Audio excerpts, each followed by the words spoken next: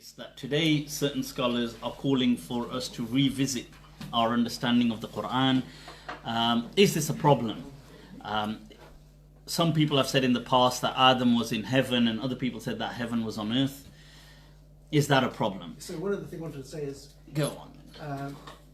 I've been looking at the arguments for ex-Muslims, and this is one of the issues they touch upon. Evolution. Evolution, and also infinite punishment. Infinite punishment. For a lifetime which is 60, 70 years, maybe 80 or 90 years long. Lifetime of sin. Yeah, so they say, if people like us who are not all merciful wouldn't punish a person for eternity, of course, why would Allah subhanahu wa ta'ala just keep on? So the key question on the punishment of the afterlife doesn't match the crime perpetrated in this dunya. It doesn't match the... It's not commensurate. Yeah, commensurate. Yeah. Rather. So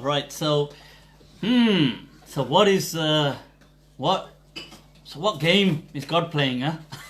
Is that the question? Yes. So have you heard my responses to these before, by the way? I think I can't remember. I probably Mashallah. But if it's Dina Tokyo, you've definitely been.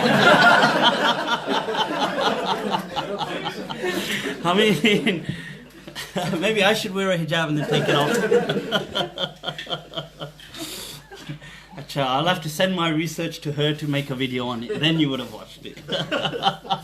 So right, so I've answered all of these in detail before, evolution, all of this kind of stuff. I have shown that, look, there is a difference of opinion in Islamic understanding. When we read the Quran actually, in fact, what I would advise you to do, because I won't do it justice today, I would advise you, when you get a moment, watch my video, which is a reply to Sheikh Yasir al-Qadi. So Sheikh Yasir al-Qadi, when he made that khutbah, which a huge bulk of was just aimed at me, in that some of the challenges or the questions he presents is evolution, and he says, well, these Muslims today, some of them that say evolution is compatible with Islam and blah blah blah, it's basically saying that this is nonsense. So in my response, I go through the Quranic verses that are in line with evolution. And how do you answer? To deny evolution, you have to be radically interpreting so many verses of the Quran. Like verses like, وَلَقَدْ خَلَقَكُمْ أَطْوَارًا, that He created you in stages. أَنْبَتَكُمْ مِنَ الْأَرْضِ نَبَاتًا, He grew you like plants out of the earth. You'd have to be... There's so many verses. I go through the entire thing saying that, look, how would you... When Allah says وَجَعَلْنَا مِنَ الْمَاءِ كُلَّ شَيْءٍ حَيٍّ, that we from a single source of life created everything that was alive today. That's a clear verse of the Quran. So these verses clearly argue in line for things like evolution. Now one could say, well, there's other verses in the Quran, things like Allah saying, I created Adam from with my two hands, and things like this. How do you understand those verses? Well, if you're going to have to end up interpreting one of these. And in all honesty, those verses to do with Allah saying things like that are usually not understood by people literally.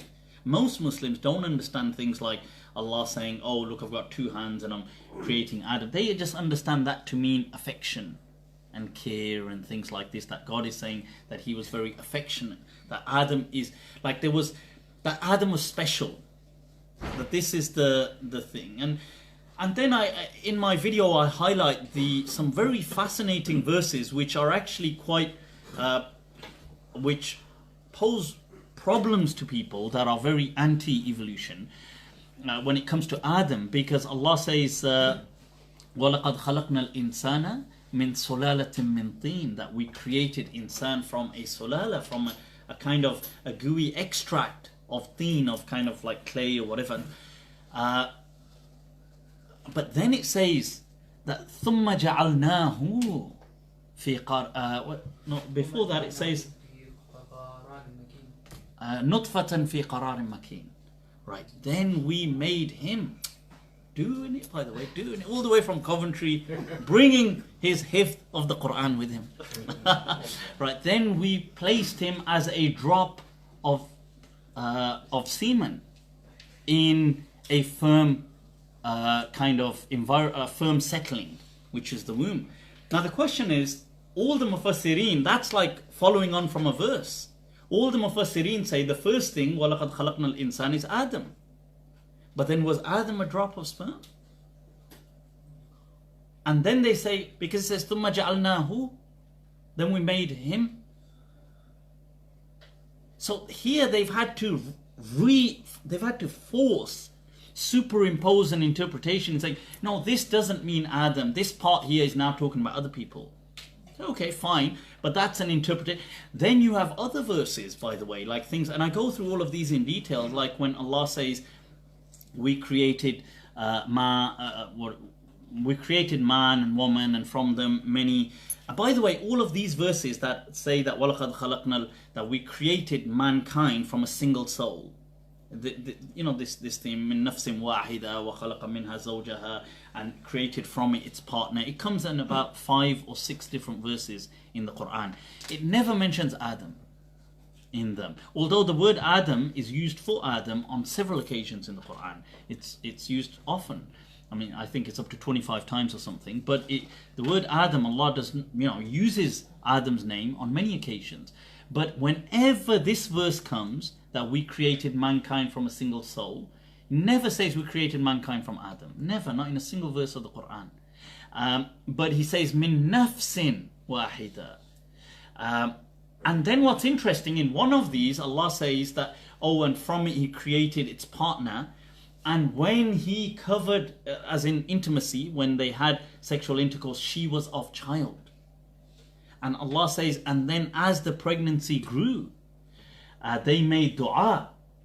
لَإِنْ آتَيْتَنَا صَالِحًا لَنَكُونَنَّ مِنَ الشَّاكِرِينَ. If you give us a sound child, we will be very grateful. They made dua. Then Allah says, when we gave them a sound child, جَعَلَا لَهُ شُرَكَاء. Them too, they did shirk with Allah. Was that Adam? This is a new story. We've never heard that story about Adam. And then people say that was Adam. Because they have to, because this is where mankind began. So they then they say, like if you read Ibn Jarir Tabari and all these other Mufassirin, they're going to say, well, maybe this was a lesser kind of shirk he did, like Shaitan said to him, look, they say shirk fil asma, like he decided to name the son after some kind of false god or some person, but it's not that he really believed. But it's nonsense. Like, why are you degrading prophets like that? So I feel that we can revisit. These beliefs do need to be revisited. I don't feel it clashes with the Quran. And I don't think it should be used to freak people out of Islam. Because today the problem is, Islam has never clashed with science up until today. We are in a very kind of like history in the making. Islam has never clashed with science in our history. Up until today. Where through genetic DNA, we can see that evolution existed. Not just through fossils. Fossils is the weaker evidence. So today through DNA. And Islam, the interpretation of Islam by many people is no. So for the first time in Islamic history, Islam is clashing with science. That has never happened. So, yeah, if that answers the... Yeah, Sheikh.